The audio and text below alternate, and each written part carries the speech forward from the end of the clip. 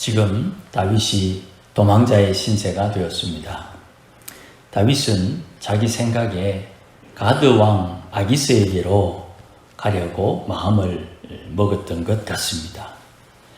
아마 이렇게 되면 사울과 지금 블레셋과 전쟁이 있으니까 사울이 함부로 지경을 넘어서 다윗을 추격해 오지 못할 것이라고 단순하게 생각했던 것 같습니다. 그래서 아예 사울과 전쟁하는 나라로 다윗이 도망을 갔습니다. 그러나 이게 큰 실수라는 것을 곧 깨닫게 되었지요. 이 가드왕을 찾아서 가는 이 길에 다윗은 별로 큰 준비 없이 길을 떠났던 것 같습니다. 그래서 가는 길에 조금 돌지만 노브 땅에 있는 제사장 아히멜렉에게로 갑니다. 거기에 가서 흑의를 면하기 위해 준비된 것이 없어 먹을 것이 없으니 흑이진 배를 채우기 위해서 먹을 것을 달라고 요청합니다. 그리고 자기를 보호하기 위해서 무기가 있는지도 묻고 또 무기를 제공받습니다. 이런 다윗을 주위에서 봐왔던 이 제사장 아히멜렉은 전혀 의심 없이 자연스럽게 다윗을 예전처럼 대하고 있습니다. 그러나 지금 다윗은 도망 중에 있다는 것을 숨기지요. 그런데 하필 거기에 에돔 사람 도액이라는 사울의 목자장을 만났습니다. 이게 오늘 본문의 화근이 됩니다. 지금 다윗이 도망하게 된 원인이 뭐냐 이렇게 질문을 해보면 사실 이 갈등이 사무엘에게서 시작했지요. 사무엘이 사울에게 기름을 부어 왕을 세웠고 또 하나님에게 책망받은 사울을 뒤로하고 하나님이 시키는 대로 다윗에게 기름을 붓습니다.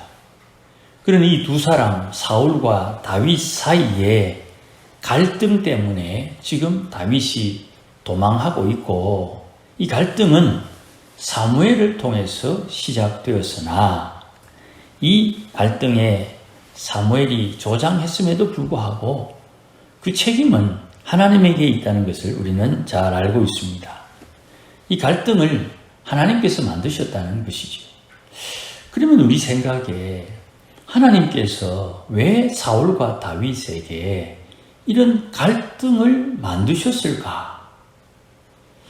이것을 조금 묵상하면서 넓게 생각을 해보면 이렇게 생각할 수가 있어요. 하나님께서 사울과 다윗에게 이 갈등을 도구로 해가지고 하나님께서 사울과 다윗을 시험하는 중이다 라고 깨달을 수가 있습니다. 당연히 사울은 내가 왕인데 다윗은 어쩌면 나도 기름 부음 받았는데 이렇게 갈등이 시작된 것 같으나 하나님께서 이런 상황에 기름 부음 받은 자는 어떻게 처신해야 되는지를 하나님께서 묵묵히 시험하고 있다 이 말이에요. 여기에 우리 한 명이 빠졌지요. 기름 부음 받은 사무엘이 빠져 있습니다. 기름 부음 받은 자가 어떻게 이 갈등에서 자기가 하나님 앞에 바르게 처신해야 되느냐는 사무엘을 봐야 되는 것입니다. 사무엘은 주님이 시키는 대로 합니다.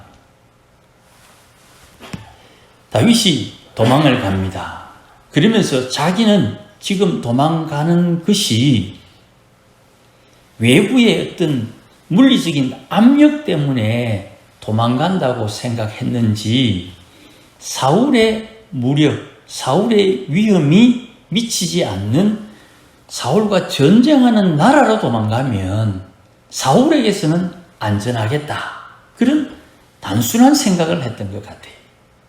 그런데 정작 가보니까 아기스는 그런 마음이 없는데 그 주위에 있는 사람들이 역시 시기와 질투를 통해 다윗을 아주 경계하는 모습을 발견했지요.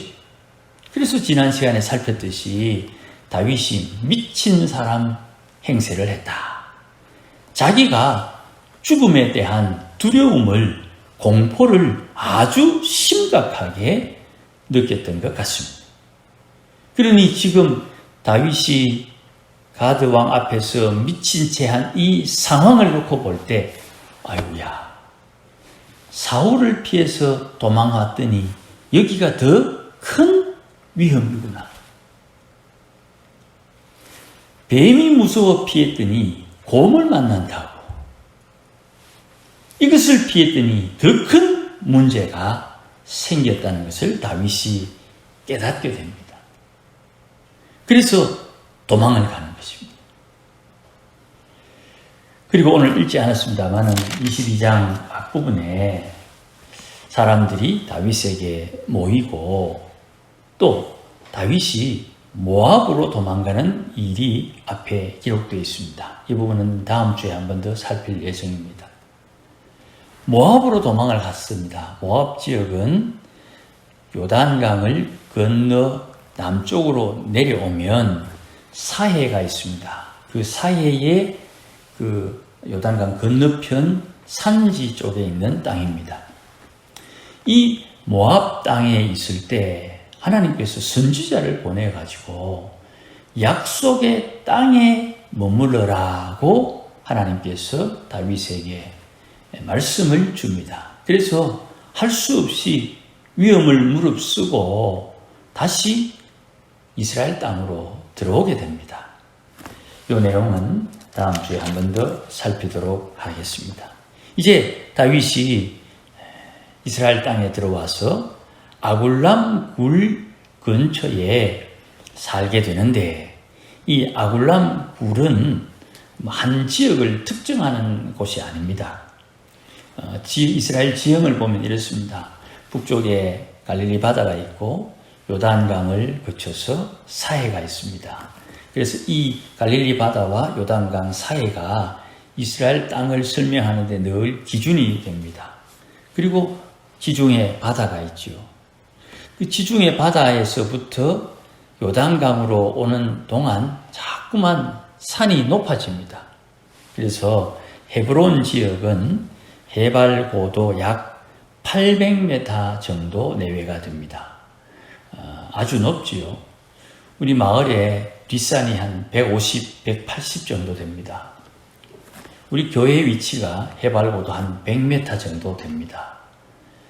그리고 우리 주위에 보이는 데가 높으면 200m, 낮으면 높아 보여도 150m 정도 됩니다. 그러니 탐리에 있는 높은 금성산 같은 경우에 500m가 되는데 아주 큰 산으로 보이지요. 좀 더 동쪽으로 가서 아미산 같은 경우에는 한 700m 정도 됩니다. 헤브론이 한 800m 정도 되고 사해가 해발 밑으로 한 400m 바다 속에 있습니다.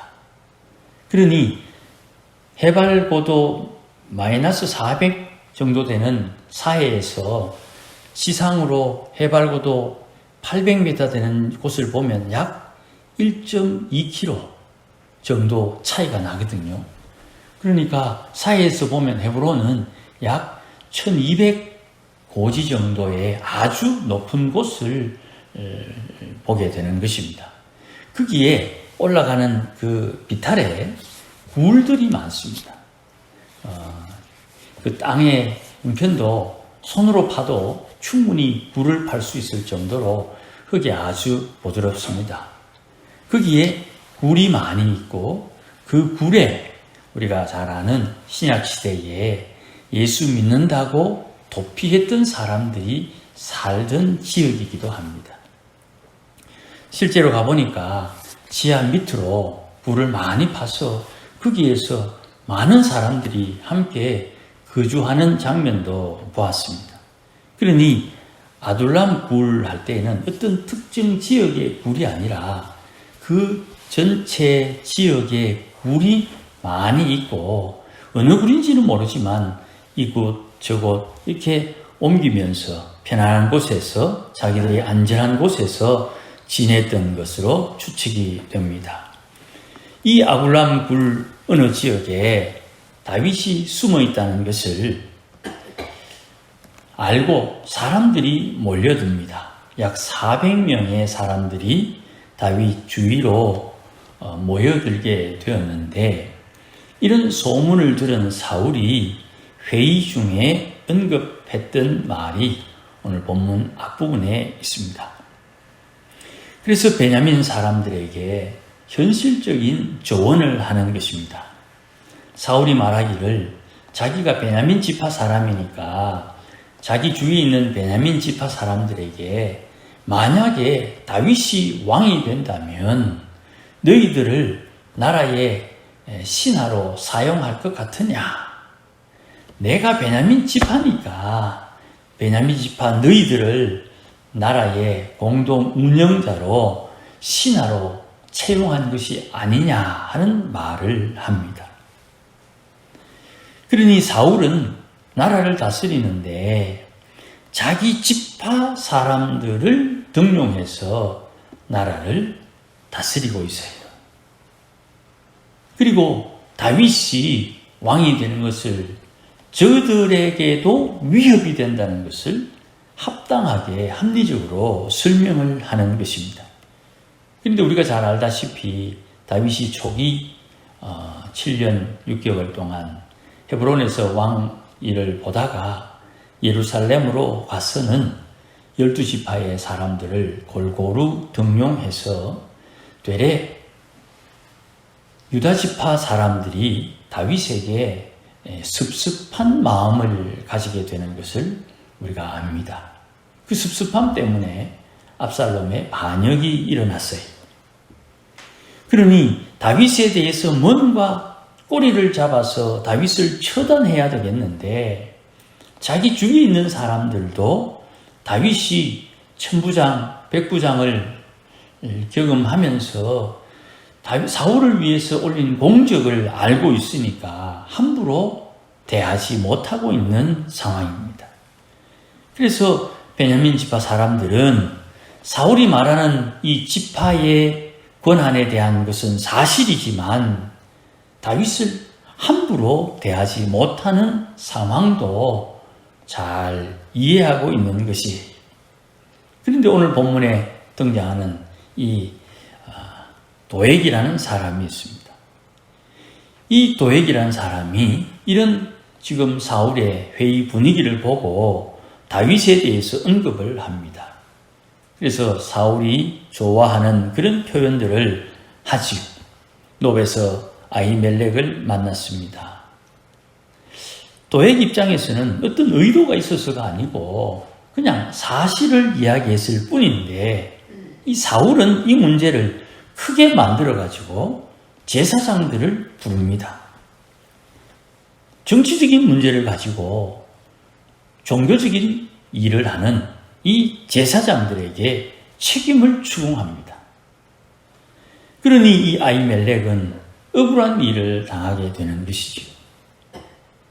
아히멜렉 입장에서 다윗은 사울의 사위요, 사울의 천부장이요, 사울 주위에서 사울을 지키던 호위무사요, 사울을 위해서 싸움에 나갔던 장수요, 다윗이 여전히 사울을 위해서 일하는 사람으로 알고 있는 이 제사장이 다윗이 말하는 대로 어떤 숨겨진 임무를 수행하는 줄로 알고 자기가 요구하는 것을 들어줬을 뿐인데, 이것을 사울은 책임으로 묻는 것입니다. 이 제사장이 억울한 일을 당하는 것이죠. 그는 마땅히 해야 할 바를 행하고 있을 뿐인데 제사장을 죽이라는 명령을 내립니다. 이 명령에 다윗의 사울의 신하들은, 호위병들은 이 일이 얼마나 문제가 심각한 일이 될지 알고 있으니까 감히 제사장을 죽이지 못합니다. 적어도 사울 주위에 있는 이스라엘 사람들은, 베냐민 지파 사람들은 아히멜렉이 하나님의 제사장이라는 것을 압니다. 그러니 하나님이 두려운 거예요. 그런데 이 도액, 이 에돔 사람 도액은 겁이 없어요. 왜냐하면 하나님이 두렵지 않으니까.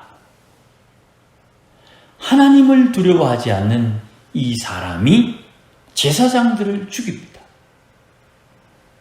자, 사울이 하나님께서 사무엘을 통해서 말씀하신 내용, 아말렉을 정벌하라. 그 정벌하라는 말은 하렘, 그래가지고 씨를 말리는 전쟁을 말합니다.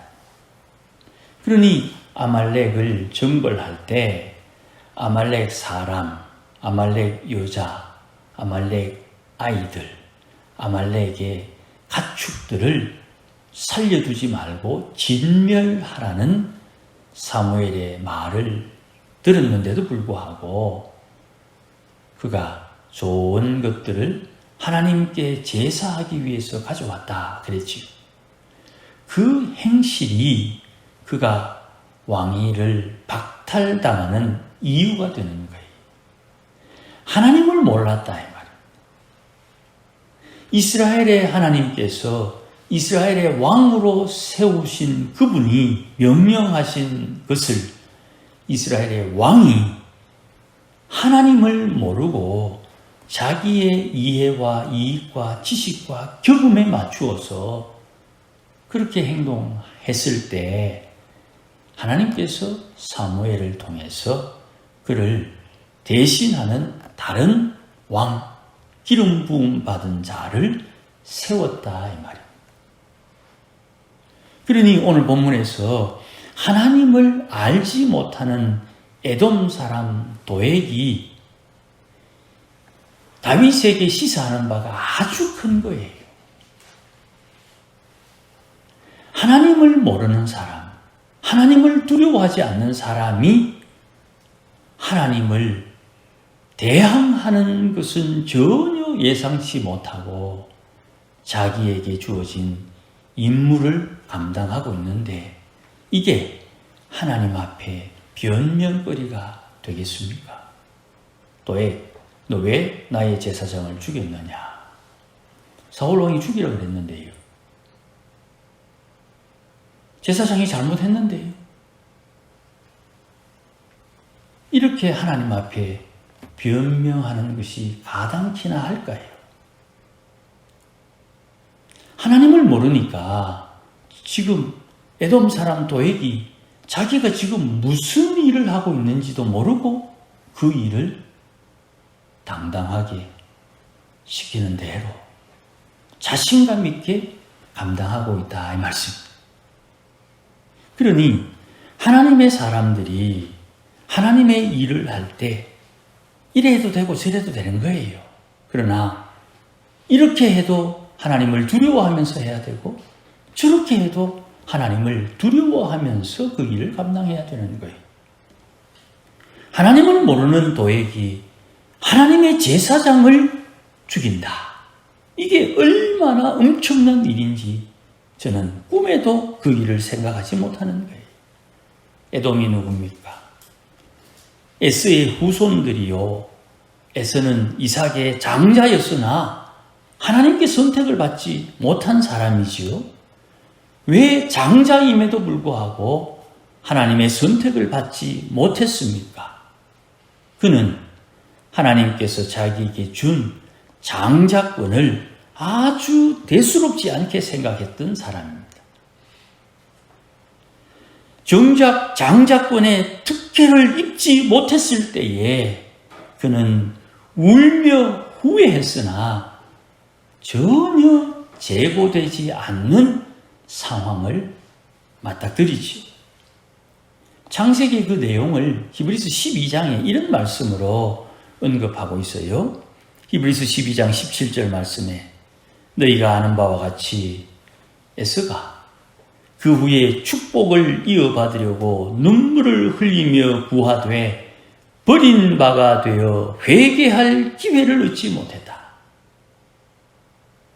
회개할 수 있는 기회조차 얻지 못하는 이런 냉정한 심판을 받았다. 이 말이에요. 왜요? 하나님을 몰라서. 하나님이 어떤 분인지를 모르는 거예요. 이런 본문을 접할 때, 야, 하나님 좀 야박하다. 하나님 어떻게 그럴 수가 있노? 한 번쯤 실수한 거 돌이켜줄 수 있지. 그렇지요? 그런데 하나님은 하나님을 아는 사람에게는 한 번쯤 돌이킬 수 있으나 하나님을 모르는 사람은 그런 기회조차 제공하지 않는 거예요. 그러니 성도는 이 도액을 통해서 다윗의 입장을 충분히 이해해야 되는 것입니다. 도액은 자기 인생에 얼마나 큰 죄를 짓고 있는지 몰라요. 제사장의 억울한 죽음입니다.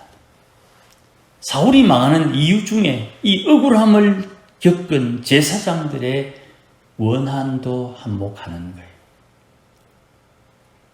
제가 종종 말씀드립니다마는 엘리야보다 갑절의 영감을 받은 엘리사, 그가 지 성지를 통제하지 못해서 대머리라고 놀리는 이 청년들을 향해서 저주를 퍼붓더니 영감이 작동되어가지고 암콤이 갑자기 튀어나와가지고 이 40명의 아이들을 찢어 죽였다. 아, 영감이 있으니 대단하다. 뭐 그렇게 이해가 될 수도 있겠지만 대머리라고 놀렸다는 이유만으로 죽임당한 아이들의 어머니의 그 원한을 누가 알겠습니까? 엘리사의 영감만 있어도 하늘로 승천하는데 갑절의 영감을 받고도 승천 못한 엘리사, 그 이유를 우리가 좀 묵상해 볼 필요가 있는 거예요. 이 죽음에 대한, 제사장들이 죽은 이 억울한 사건에 대해서 다윗이 읽지 않았습니다만 20절 이후에 이게 다 내 탓이다 그래요. 왜 내 탓이라고 말합니까? 다윗은 갑자기 계획 없이 도망가는 길에 먹을 것을 먹지 못해 제사장에게 먹을 것을 달라고 했을 뿐인데, 무기가 없어 자기를 스스로 지킬 수 없어 혹시 무기가 있느냐고 물어봤을 뿐인데 왜 이것이 다윗의 책임이 됩니까? 누구에게도 다윗은 책임을 지지 않고 변명할 수 있는 상황이지만 다윗은 책임을 지고 사울은 책임을 묻습니다. 같이 기름 부음 받은 사람인데 왜 이렇게 다릅니까? 하나님을 아느냐 모르느냐의 차이예요. 하나님이 두려운 분이라는 것을 알고 모르고의 차이고, 하나님이 은혜로운 분이라는 것을 아느냐 모르느냐의 차이예요. 자, 그러면 우리는 우리를 죽음에서 구원하신 예수님을 아느냐, 이렇게 우리 스스로에게 물어볼 필요가 있어요. 사도 바울은 우리에게 이런 말씀을 전해줍니다. 고린도전서 5장 15절 말씀에 예수님께서 모든 사람을 대신하여 죽으심은 예수님 때문에 살아있는 자들로 하여금 다시는 그들 자신을 위하여 살지 않고 오직 그들을 대신하여 죽었다가 다시 살아나신 분을 위하여 살게 하려 함이라 그랬어요. 우리가 이 땅에 사는 이유가 분명해야 됩니다. 예수 믿었으니 구원받았고 천국은 갈 것인데, 하나님 약속하신 대로 천국 가면 천국 오는 이에게 상급을 주실 겁니다. 그 상급이 있다는 말을 들었으니 상급 준비하며 살아야지. 그게 지혜로운 거 아닙니까? 주님께서 너희들 내 또 곤란이 온다. 그날에 내가 너희를 위해서 상급 준비해 놓을게. 그러면 상급을 받을 수 있는 상급을 준비하면서 살아야 될 거 아닙니까? 그 상급 받으며 사는 내용 속에 자기를 위하여 살지 않고 나를 대신하여 죽었다가 살아난 그분을 위하여 살아라. 그렇게 바울을 통해서 우리에게 귀뜸해 주시는 겁니다. 어찌해야 되겠습니까? 오늘도 주님께서 우리에게 원하시는 바가 무엇인지 깨닫고 주를 위해서 사는 우리가 되어야 되고, 우리에게 주님께서 자유를 주셨으니까 그 자유를 가지고 나를 위해서 쓰는 자유가 아니라 주를 위해서 사용하는 자유로 사용해야 되는 것입니다. 아무쪼록 오늘도 이 귀한 말씀을 통해서 하나님을 두려워하고 하나님 앞에 우리가 어찌 해야 되는지 스스로 잘 깨달아서 주를 섬기고 주님 기뻐하는 삶을 사는 우리 모두가 되시길 주의 이름으로 축복합니다. 기도하십시다. 하나님 아버지 고맙습니다. 도액이 끝없이 하나님의 제사장을 해한 이 사건을 통해 우리가 어찌 해야 되는지, 하나님의 사람들은 어찌 살아야 되는지, 또 주님께서 약속하신 것을 따라 주님 만나는 그날에 내가 어떤 상급을 받을지 지혜롭게 준비하는 하나님의 권속들이 되도록 은혜를 덧입혀 주시고, 날마다 주의 성령님 충만하게 임하소서 깨우쳐 주시고 알려주시고 인도하여 주셔서 성령의 인도함을 따라 순종하여 성령의 열매를 맺고, 말씀을 깨우치셔서 말씀에 순종하여 말씀의 열매를 맺으며 사는 믿음의 권속들이 다 되게 하여 주시옵소서. 예수님의 이름으로 기도하옵나이다. 아멘. 이제는 우리 주 예수 그리스도의 크신 은혜와 하나님 아버지의 크신 사랑과 성령님의 충만하심과 인도하심과 복주심이 오늘도 주의 역사하심을 따라 주님께서 기뻐하시는 바를 깨닫고 하나님과 동행하여 주의 뜻 이루며 살기를 소원하고 다짐하는 모든 믿음의 권속들 심령 위에 하나님을 두려워하고 우리의 모든 매사의 선택이 하나님의 은혜 안에 이루어지기를 소원하는 모든 믿음의 권속들 심령 위에 우리 교회 위에 이제로 영원토록 함께 계실지어다. 아멘.